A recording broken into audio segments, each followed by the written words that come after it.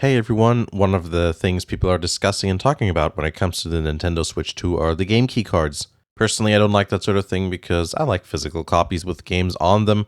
I don't want them to be just little things that allow you to play digital versions of games.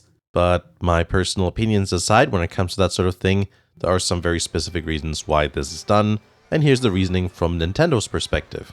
Just straight to the point, with a few details that you may be interested hearing about. But at the same time, it's all kind of obvious as well. Digital distribution is cheaper than physical releases, I think we all know that. A few years ago, it was revealed that first-party Sony games make approximately 2.6 times more money on a digital sale compared to a physical sale. There's also an interesting post on the FamiBoards forum that analyzes some info from Nintendo's corporate management policy briefing in 2024. The estimate is that physical to digital sales ratio for the Switch are around 2 to 1, which is pretty huge. Compare that to some other numbers you see or hear on other platforms where it's like 80% digital sales or something like that. Given this information, even if we tone down these calculations/estimates, you can see where the game key card comes in. Because the game isn't on it, you don't need costly storage space, so it becomes way cheaper to produce.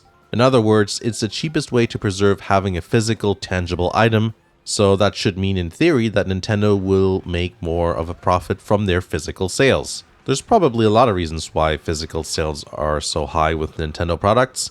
Nintendo is very popular to collect for. Plus, there's also the issue of gifting.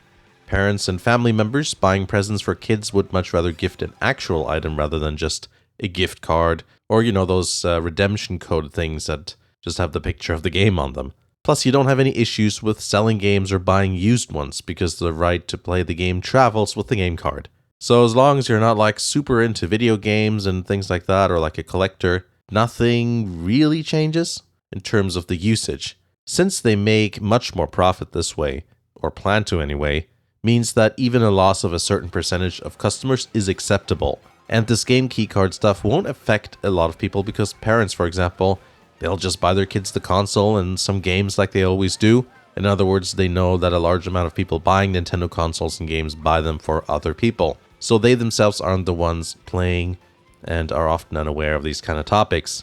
And people buying digital games anyway have already knowingly forfeited their right to own games in favor of a license. And they'll just happily keep buying more licenses. So in the end, Nintendo is probably hoping that one of two things happen. That people buying only physical copies will continue to do so because they have no choice and want to play the games, and they'll just deal with the fact that, the game key cards exist. Or, and this is probably the best case scenario for Nintendo's profits, people will switch over to buying digital copies because you're playing a digital copy either way, and they're relying a whole bunch of people to be like, I guess I'll just buy digital then. And then basically one day with a future console, whether it's the next one or perhaps one coming after that, they can just force everyone to go digital by not supporting physical media anymore. And then you'll never own a game again, so you don't have the right to play your old games on an emulator anymore either, by the way. But don't worry, you can subscribe to something to play your old games that you've purchased in the past. But will it work? Time will tell. We're only at the beginning of the Nintendo Switch 2's life cycle. It's also been revealed that third-party games aren't selling particularly well on the Switch 2, which is interesting, and most of those are game key card games.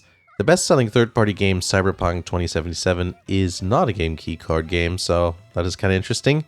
But it's all a bit early to speculate on that sort of stuff, in my opinion. Not that it stops people from doing that. It's a topic that is interesting / riles people up, so people are going to talk about it. But yeah, that's that. We'll see what happens. A few years down the line, maybe things will be more clear. Certainly near the end of the console generation. Anyway, I hope you found that interesting, and I'll see you again in the next video.